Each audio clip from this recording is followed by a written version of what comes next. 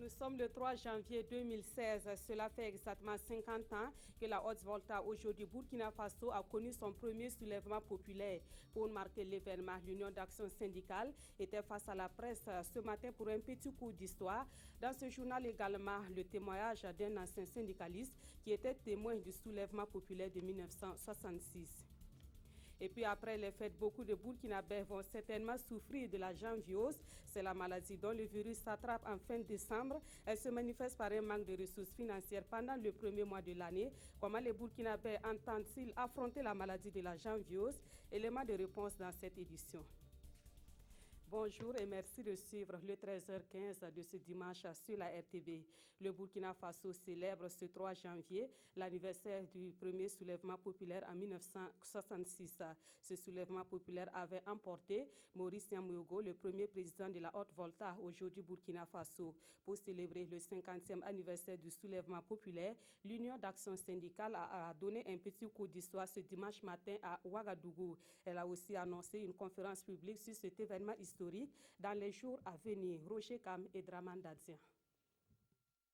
Le staff de l'UAS, l'Union d'action syndicale, face aux hommes de médias ce 3 janvier, date anniversaire du premier soulèvement populaire au Burkina. C'était il y a 50 ans. Et l'UAS dit tirer son chapeau aux dévanciers. Ce sont eux qui nous ont éduqués, qui nous ont formés. Ils ont eu le courage, depuis la création du mouvement syndical en 1946, de prendre des positions justes devant l'histoire, à tous les tournants décisifs. Et voilà pourquoi, quand on veut analyser l'insurrection populaire des 30 et 31 octobre 2014, nous disons que ce n'est pas un effet spontané. Tirant leçon de l'histoire, les centrales syndicales réitèrent ici leur engagement à poursuivre la lutte et à toujours jouer le rôle de contre-pouvoir. Rendez-vous est d'ailleurs donné au grand public pour une conférence le 8 janvier prochain à Ouagadougou sur le thème syndicalisme et politique. Et qu'il y ait une grande mobilisation pour venir donc assister à cette conférence publique, qui est non seulement un rappel des engagements donc, du mouvement syndical dans la lutte pour la démocratie, et également des leçons pour la jeunesse, informer la jeunesse par rapport donc, à l'engagement, à la détermination du mouvement syndical. L'UAS, selon le président du mois des centrales syndicales, demeure aux côtés du peuple burkinabé pour défendre les intérêts globaux et moraux des travailleurs, mais aussi pour défendre l'intérêt de la nation. Allons à présent à la rencontre d'un des acteurs majeurs des événements du 3 janvier 1966. Il s'appelle Zakaria Hussein Touré. Il était le responsable du syndicat des techniciens et ouvriers voltaïques. Il se rappelle d'un jour mouvementé où la furie des manifestants a eu raison du régime de Maurice Yamoyogo. Mais 50 ans après, les hommes politiques ont-ils tiré des leçons de ce qui s'est passé le 3 janvier 1966? Non, selon Zakaria Hussein Touré, qui se réjouit tout de même que la jeunesse actuelle ait pris son destin en main. Jean-Hugues Bayala et Pascal Kané sont allés à la rencontre donc de cet homme. Voici leur reportage. Le 3 janvier 1966, sa tête était mise à prix. Responsable du syndicat autonome des techniciens et ouvriers voltaïques de l'époque, Zakaria Ben Hussein Touré se cachait comme ses 10 autres compagnons syndicalistes. Le pouvoir de Maurice Yamoyogo les cherchait pour les exécuter pour l'exemple, car ce sont eux qui ont organisé la contestation du pouvoir en lançant un mot d'ordre de grève illimité. La consigne était que dès qu'il y avait une attaque, il fallait éviter qu'on mette la main sur un de nous, lui faire dire ce qu'on n'a pas dit. À 82 ans, Zakaria Touré se souvient encore comme si c'était hier de ces moments fatidiques de la vie de la nation, la mobilisation des travailleurs, la furie des manifestants. On avait l'impression que tout le monde était drogué, prêt à tout. Personne n'avait peur, personne ne voulait reculer. Pour Zakaria Touré, ce qu'il s'est passé le 3 janvier est avant tout le fruit d'un entêtement. Les résultats du mépris du pouvoir vis-à-vis des syndicats considérés comme des ennemis plutôt que des partenaires sociaux. Le pouvoir de Maurice Yamoyogo a préféré les menaces et les intimidations alors que les syndicats étaient toujours prêts à négocier jusqu'à cette rencontre mouvementée avec le ministre de l'Intérieur de l'époque. On n'a pas fini de rentrer dans son bureau qu'il a commencé à vociférer et à dire « Il paraît que vous voulez aller en grève. Si vous n'êtes pas des bâtards, allez-y en grève, vous aurez de mes nouvelles.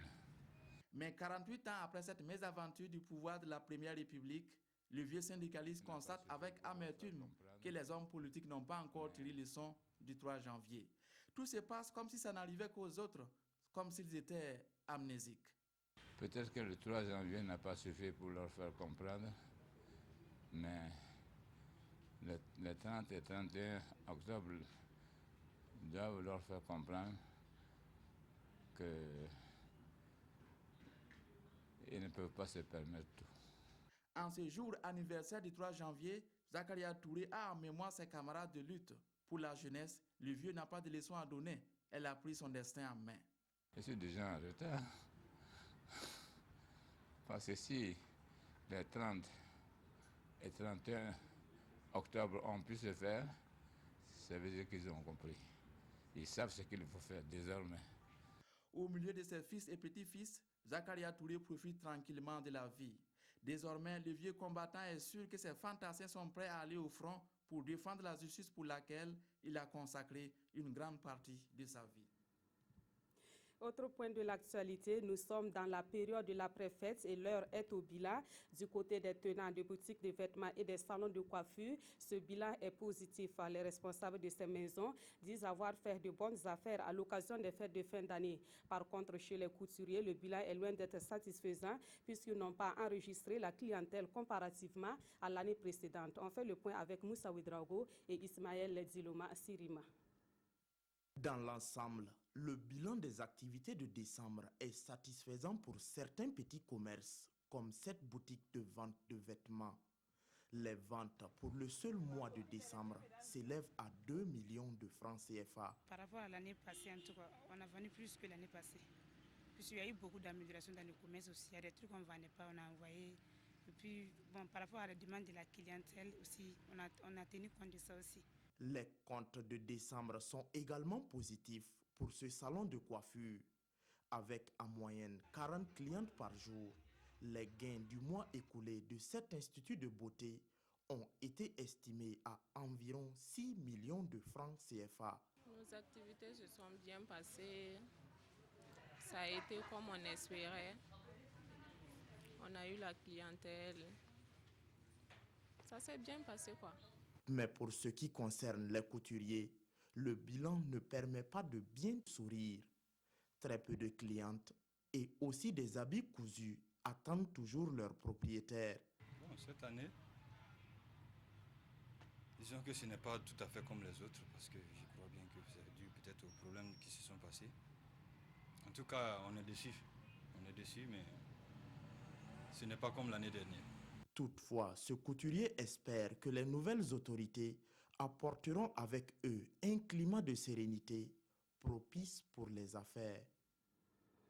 À l'occasion du nouvel an, ils sont nombreux ceux qui prennent des résolutions pour la nouvelle année. Les bonnes résolutions sont une coutume de la civilisation occidentale. Elles consistent à prendre un ou plusieurs engagements pour améliorer son comportement ou son mode de vie durant la nouvelle année. Quelles sont vos résolutions pour 2016? C'est la question qu'une de nos équipes a posée à quelques Ouagalais. Les réponses dans cet élément de Gérard Soumé et Sibidi Issa Lankwande. 2015 s'en est allé avec ses peines et ses joies. Bonjour 2016 avec ses espoirs. Après les vœux, quelle résolution pour la nouvelle année? Que moi j'ai pris comme décision pour que l'affaire puisse bien se passer en 2016, c'est ça, c'est cette ouverture. Parce que je me suis dit, ça ne sert à rien d'être cantonné chez soi seulement pour investir et travailler davantage. Je suis en train d'ouvrir mes activités graduellement au niveau du Burkina. Bientôt ça sera au Mali et après pourquoi pas au Bénin, ainsi de suite. C'est la croissance au sein de mon entreprise. Voilà, c'est de me battre pour que mon entreprise puisse vraiment se hisser au premier plan. Vous avez dit résolution. Le moins que l'on puisse dire, c'est que chez de nombreuses personnes, les résolutions se confondent plutôt aux souhaits. Alors, quelle est votre résolution pour 2016? Moins d'hémoglobine dans le monde. C'est bon, c'est tout ce que j'ai. C'est tout? C'est déjà beaucoup. Mes décisions personnelles d'abord, je dirais c'est à l'endroit d'abord de nous commerçants. On a beaucoup de difficultés liées avec l'État et des fois sur le plan de notre travail globalement. Bon, nous allons voulons qu'il y ait beaucoup d'améliorations. Avez-vous arrêté de fumer au 1er janvier? Vous êtes-vous enfin décidé à vous mettre au sport pour venir à bout du cholestérol? Si oui, alors vous tenez votre résolution du nouvel an. Ce n'est pas une résolution, mais après les fêtes, beaucoup de Burkinabés vont souffrir de ce qu'on appelle communément la janviose. La maladie de la janviose se manifeste par le manque de ressources financières et touche principalement les personnes qui ont beaucoup dépensé pour les fêtes de fin d'année. Comment les Burkinabés perçoivent-ils la janviose et comment ils attendent l'affronter? Des éléments de réponse dans ce reportage de Moussa Ouedraogo et Bouma Ernest Nebi. Au revoir les fêtes de fin d'année et bonjour la galère du mois de janvier. Une galère habituelle, encore appelée la janviose, que beaucoup de Ouagalais s'apprêtent à vivre encore. Janvier après fête, c'est des crédits. Donc ceux qui ont pris des crédits pour faire la fête avec leur famille, en janvier, les institutions vont couper. Pour moi, ça serait difficile un peu parce que avec nos petites économies qu'on s'est contenté, bon, on a forcément tout dépensé. Comment chacun entend l'affronter? Je sais qu'il y a ce qu'on appelle la janviose. J'ai mis quelque chose de côté pour m'assortir dans le mois de janvier. Donc je peux dire que ça va. Je ne regrette pas les dépenses que j'ai faites. Le mois de janvier, ça serait vraiment un mois un peu dur, mais on va essayer de s'accrocher. Pour certains, la janviose peut être évitée si l'on sait planifier. Le meilleur salaire qu'on a, c'est souvent contrôler les dépenses et puis se dire qu'on a une famille à gérer après la fête. Quand on est avisé, donc on essaie de faire la fête et préparer pour affronter le mois de janvier. Un point de vue que d'autres ne partagent pas pour plusieurs raisons. Bon, on planifie quand on en est. Quand il n'y en a pas, on n'a rien à planifier. On vit au jour le jour. Ce qu'on gagne, bon, on fait avec et puis en espérant que ça va aller un jour. La janviose se présente comme un fait social habituel qui frappe chaque année les Burkinabés. Des études sociologiques méritent d'être faites sur la question afin de venir à bout du phénomène. On jette à présent un regard rétrospectif sur l'actualité économique de 2015. Au nombre des mesures économiques phares prises en 2015, il y a le PSUT, le programme socio-économique d'urgence de la transition, a permis de sortir plusieurs jeunes burkinabés du chômage. À ce sujet, plusieurs projets portés par des jeunes ont été financés, créant ainsi plus de 30 000 emplois. La rétrospective économique de 2015 vous est proposée par Moumouni Soubega. Le décret portant création du PSUT, le programme socio-économique d'urgence de la transition, a été adopté en Conseil extraordinaire des ministres du 16 mars 2015. Ce programme est initié par les autorités de la transition pour répondre aux préoccupations pressantes des populations en matière de santé, d'éducation et d'emploi. L'accent est mis sur la lutte contre le chômage et la promotion de l'entrepreneuriat féminin. En matière de lutte contre le chômage, plusieurs mesures ont de ce fait été adoptées. C'est l'identification et l'accompagnement des jeunes porteurs de projets d'entreprise, la promotion des travaux de haute intensité de main-d'œuvre et l'accroissement des moyens d'action des fonds en faveur des initiatives des jeunes. Dans cette optique, 10 000 projets de jeunes, 5 000 micro-entreprises de femmes sont prévus pour être financés par la transition.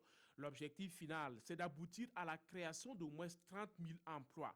Pour atteindre ces résultats, des chèques et des kits ont été remis aux femmes et aux jeunes formés au métier. Nous les encourageons vraiment à se saisir de cette opportunité-là pour, en tout cas, à leur niveau, bâtir des entreprises. Parce que vous savez que les kits qui leur sont offerts sont d'une grande importance et le coût minimal d'un kit d'environ 1 500 000, ce n'est pas négligeable. Et ils sont accompagnés également d'un fonds de roulement. Donc nous avons mis toutes les conditions en place pour leur permettre de réussir. Maintenant, ce qui va leur rester, c'est le sérieux dans le travail. Des infrastructures sociales de base, à savoir 75 complexes scolaires, des infrastructures universitaires et une quarantaine de CSPS devraient être réalisées. Inaugurer ces CSPS-là, donc le pont donc, a un besoin d'approcher les services publics donc, des populations. Et nous pensons que à partir de ce moment-là, en tout cas, cela contribue à l'amélioration de leurs conditions de vie et d'existence. Et cela répond exactement, en tout cas, aux missions que le gouvernement de la transition s'est assigné.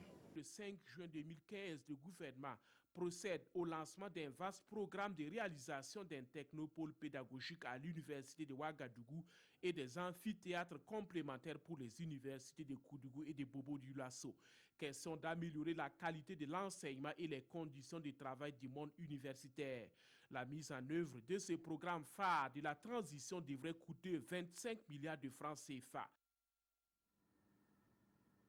Actualité à l'étranger, en Centrafrique, la population sont dans l'attente des résultats du premier tour des élections présidentielles et législatives. Le dépouillage est en cours, mais il faut encore plusieurs jours pour connaître les résultats définitifs de ces élections. Mais les premières données collectées à Bangui font constater que 3 candidats viennent en tête de ce scrutin.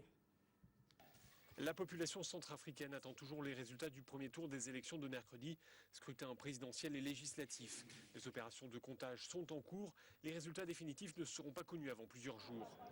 D'ores et déjà, au regard des données partielles collectées dans la capitale, un trio de tête se dégage avec 2 anciens premiers ministres, Faustin Archange Touadéra, Anicette Dologuélé, ainsi que Désiré Kolingba, fils de l'ancien président. Ce scrutin vise à désigner un successeur à Catherine Samba-Panza, qui assure l'intérim à la tête de l'État depuis 2 ans. Une trentaine de candidats étaient en lice pour la présidentielle. Si second tour il doit y avoir, ce qui est fort probable, ce sera le 31 janvier. Les habitants espèrent que ces élections permettront de tourner la page des violences qui ont secoué le pays ces dernières années. Les forces internationales déployées en Centrafrique sont en première ligne pour assurer la sécurité du processus électoral. L'exécution de 47 individus pour terrorisme, dont l'opposant chiite en Arabie Saoudite, a provoqué la colère de la communauté chiite au Proche-Orient. Au Bahreïn et en Irak, plusieurs centaines de personnes ont manifesté. L'indignation s'est étendue jusqu'en Inde chez les musulmans chiites. Enfin, la chef de la diplomatie européenne a émis des inquiétudes sur la liberté de presse et le respect des droits de l'homme en Arabie Saoudite. L'exécution du chef religieux chiite Nimr al-Nimr en Arabie Saoudite suscite une vive colère dans toutes les communautés chiites et pas seulement celles du Moyen-Orient. De nombreuses manifestations sont prévues ce dimanche. Déjà ce samedi, des rassemblements étaient organisés dans l'est de l'Arabie Saoudite ou encore à Bahreïn ou en Irak. C'est aussi en Iran que la tension est vive. Ce samedi soir, des protestataires ont attaqué l'ambassade saoudienne à Téhéran. Ils ont réussi à mettre le feu à une partie du bâtiment avant d'être délogés par la police. Le cher Nimr Bakr al-Nimr était une figure de l'opposition à la dynastie sunnite qui règne à Riyad. Il avait été arrêté en juillet 2012 puis condamné à mort 2 ans plus tard pour terrorisme. Il a été exécuté en même temps que 46 autres personnes, dont de nombreux liés au groupe Al-Qaïda. Sur les réseaux sociaux, à l'instar de l'ayatollah Ali Khamenei, de nombreux internautes dénoncent la mise à mort du cher Nimr al-Nimr. Les commentaires hostiles au régime saoudien se multiplient. Une hostilité qui s'exprime également à Londres. On le voit avec ce rassemblement organisé ce samedi devant l'ambassade d'Arabie Saoudite dans la capitale britannique. La chef de la diplomatie européenne, Federica Mogherini, dit craindre désormais une aggravation des tensions sectaires. Merci d'avoir suivi ce journal. Merci aussi pour votre fidélité tout au long de cette semaine. Très bon après-midi et à très bientôt.